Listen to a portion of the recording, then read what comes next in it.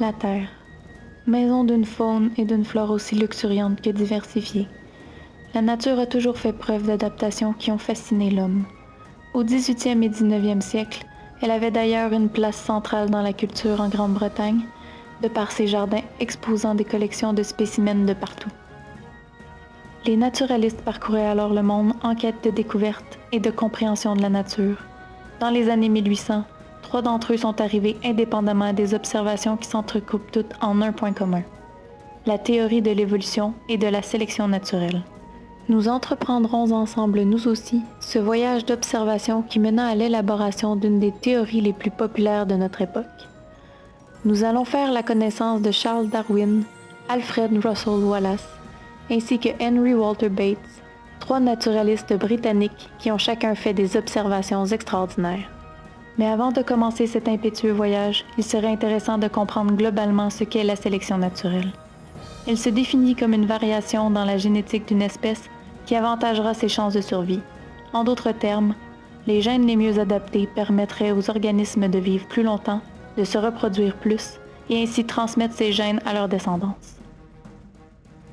Ces variations génétiques peuvent être observées au niveau de la survie, la fertilité, le taux de développement, le succès d'accouplement ou tout autre aspect du cycle de la vie.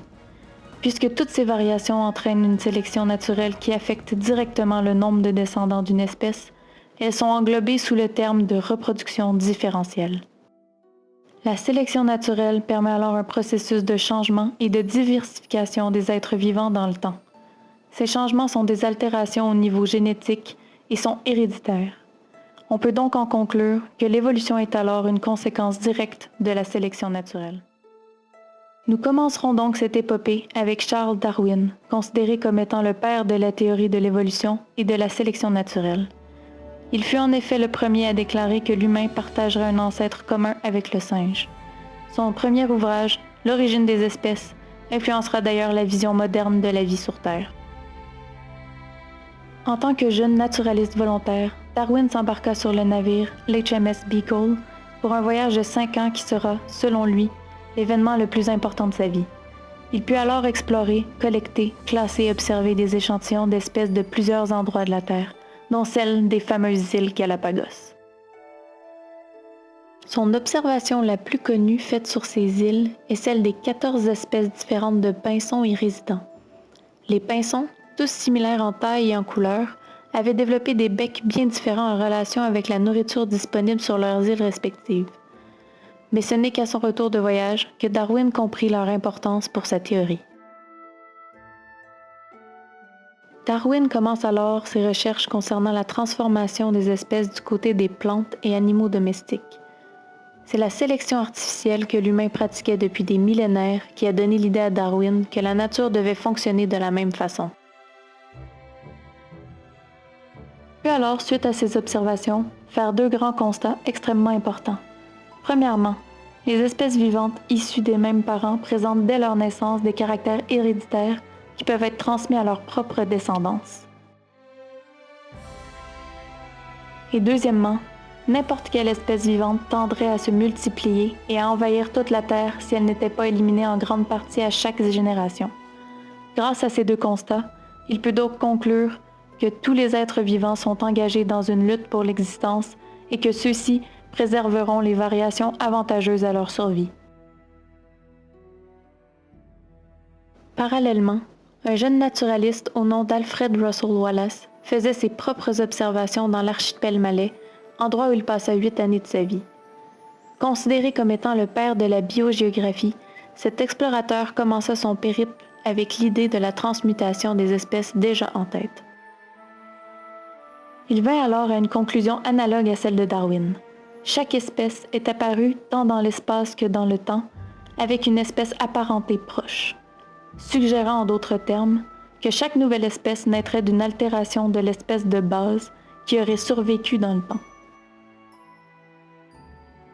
Les recherches de Wallace sur la répartition géographique des animaux dans les îles de l'archipel malais lui ont fourni des preuves cruciales pour ses théories sur l'évolution. Une de ses plus célèbres observations étant celle d'une grenouille volante capable de planer de la cime d'un arbre vers les étages inférieurs pour échapper à ses prédateurs. Henry Walter Bates était un ami de Wallace. Ils commencèrent d'ailleurs leur périple en Amazonie ensemble où ils firent plusieurs collectes communes avant de se séparer pour continuer le voyage chacun de leur côté. Bates explora le bassin amazonien 11 années durant. Fervent amateur d'entomologie, il fit une découverte fascinante en observant des papillons de deux espèces bien distinctes. Il remarqua que les premiers avaient adopté les colorations des deuxièmes, une famille de papillons toxiques, augmentant ainsi leurs chances de survie face aux prédateurs. Le système de camouflage, aujourd'hui appelé mimétisme bathésien en son honneur, fut aussi observé chez une grande quantité d'autres insectes, reptiles et oiseaux.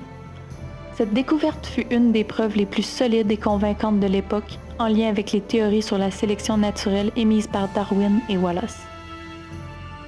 Comme nous pouvons le constater, la loi du plus apte règne en maître sur la Terre.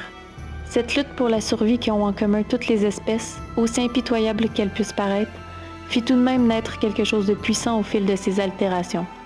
L'intelligence. L'intelligence.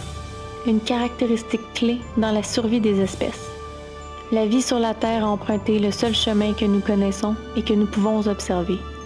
Malgré tout, peut-être pourrions-nous aussi espérer que la vie ailleurs, si elle existe, peu importe le chemin emprunté par son évolution, mènerait aussi à l'apparition de l'intelligence.